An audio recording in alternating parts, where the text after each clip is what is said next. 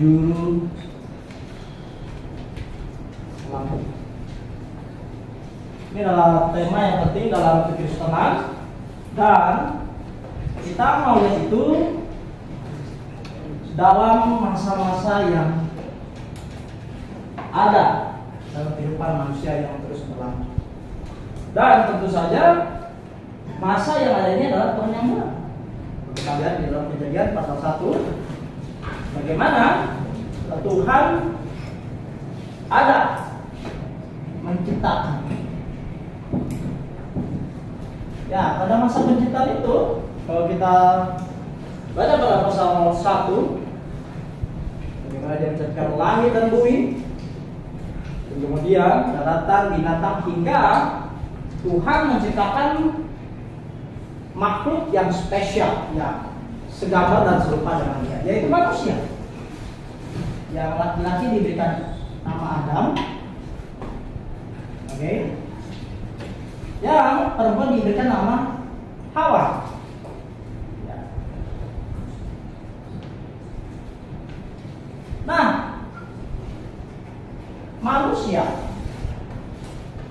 diberikan hak spesial, yaitu untuk menguasai dunia, bahkan untuk memelihara dunia ini. Tuhan menaruh mereka di sebuah taman, itu namanya Taman Eden. Nah, dalam Taman Eden itu, kalau kita lihat di dalam pasal 2 ayat 8 sampai 24, Tuhan ada memerintahkan mereka di Taman Eden tersebut. Tuhan taruh manusia itu di Taman Eden. Tuhan berfirman bahwa semua pohon yang ada dalam taman ini boleh dimakan buahnya dengan bebas. Namun satu saja, yaitu pohon pengetahuan yang baik dan yang jahat, tidak boleh kamu makan. Itu adalah perintahnya. Perintahnya dalam Kejadian pasal 2 ayat 16 sampai 17. Perintahnya simpel, cuma satu yang nggak boleh.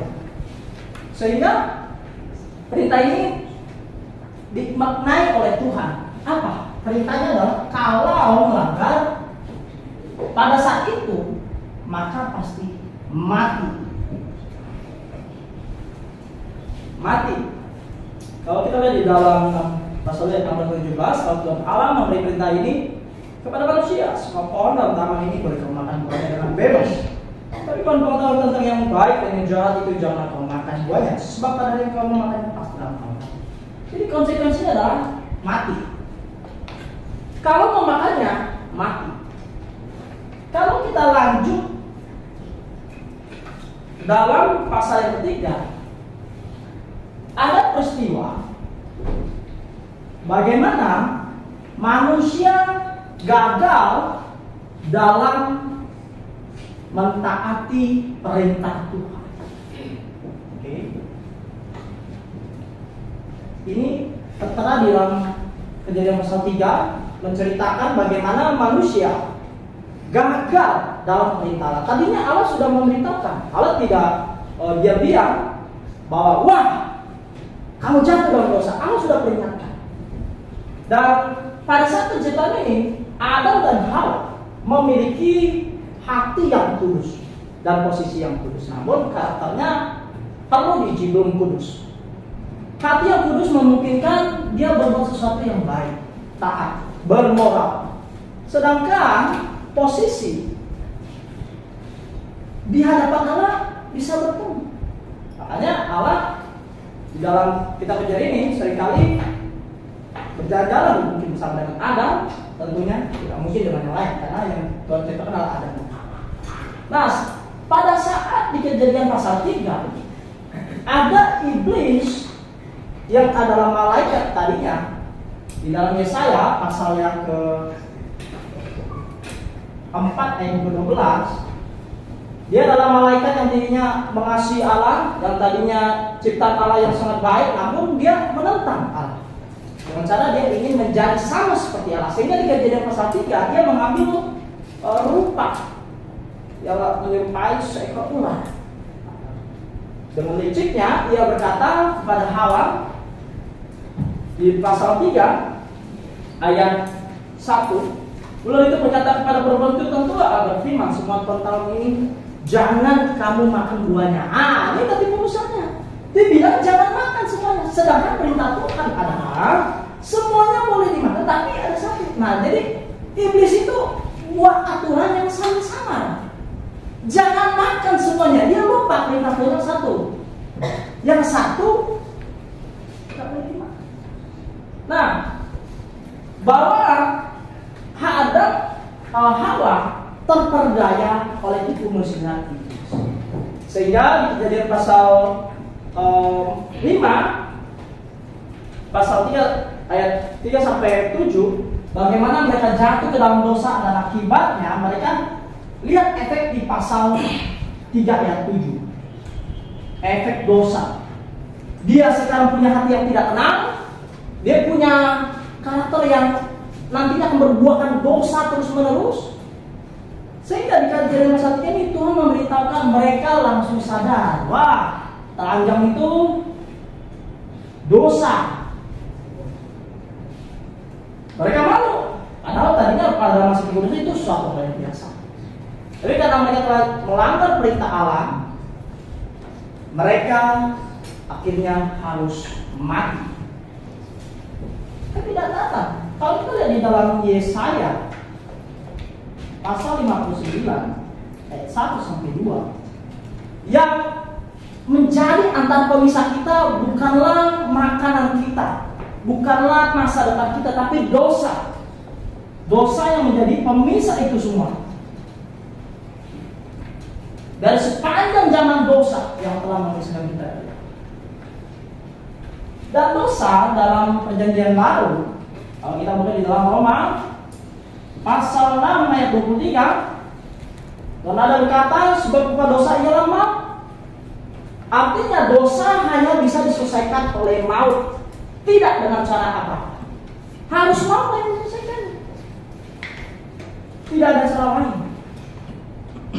Artinya juga berkata bahwa amal atau usaha ibadah kepada Allah begitu tidak dapat menyelamatkan manusia.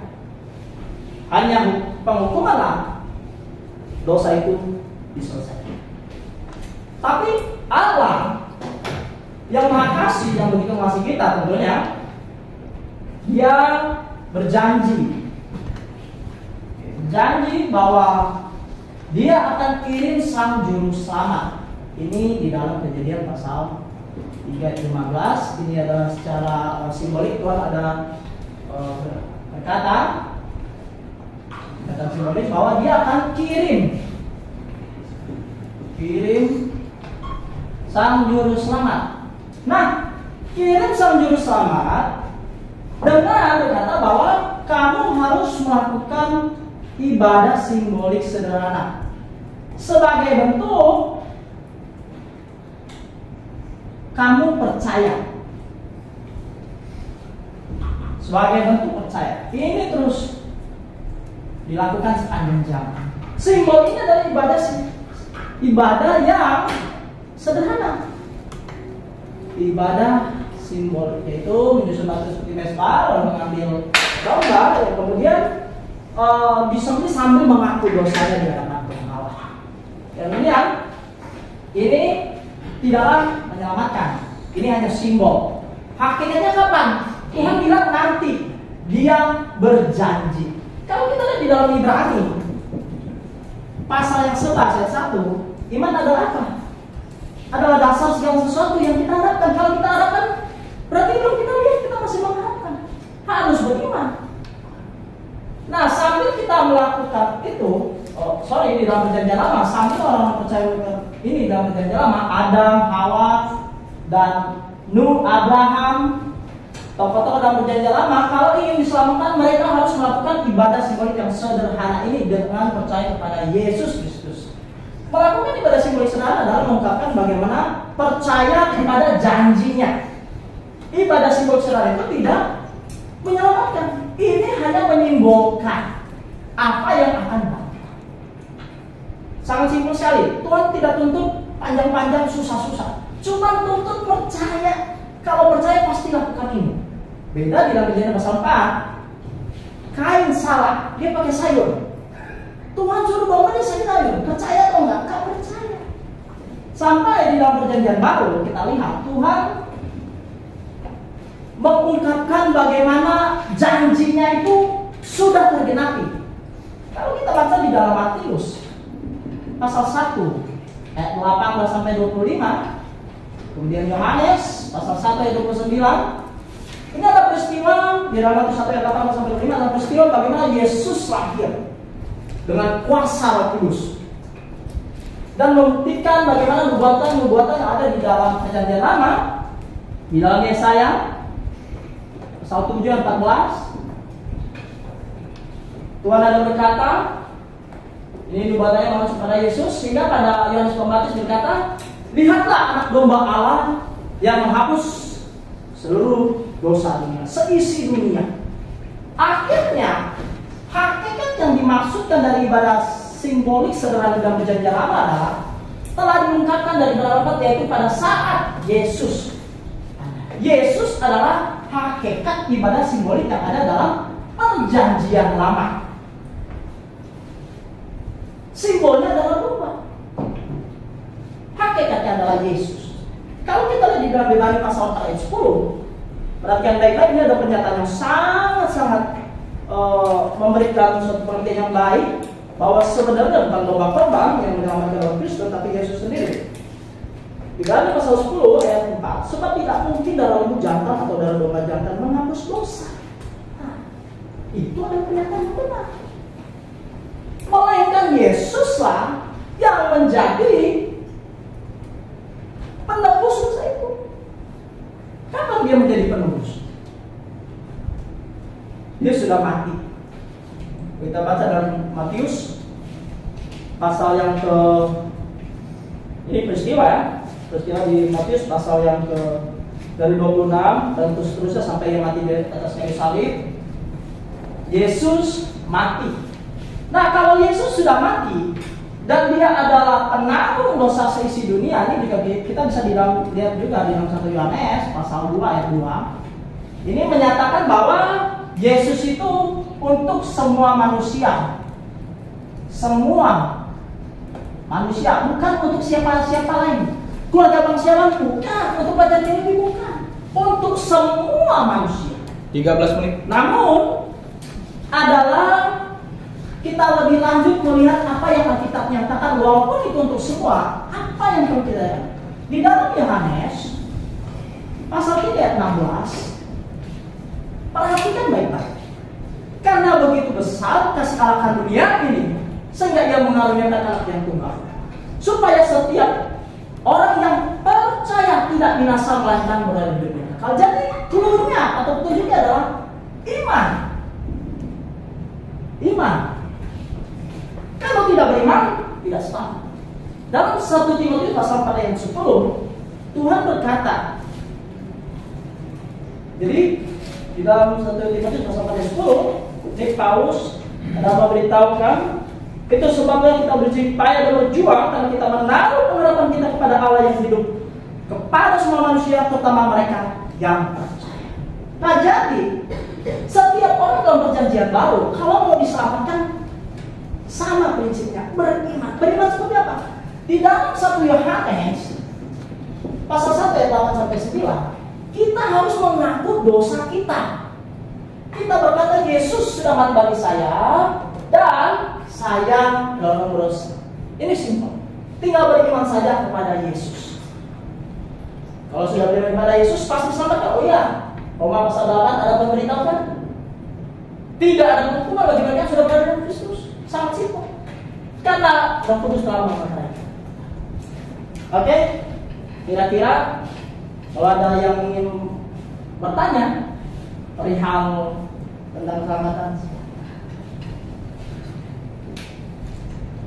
14 menit 50 detik. Sangat lawan. Lagi 14 menit 50 detik. 10 detik lagi ya? Iya, 10 detik. Itu perjanjian barunya sebelum salib apa setelah salib? Berarti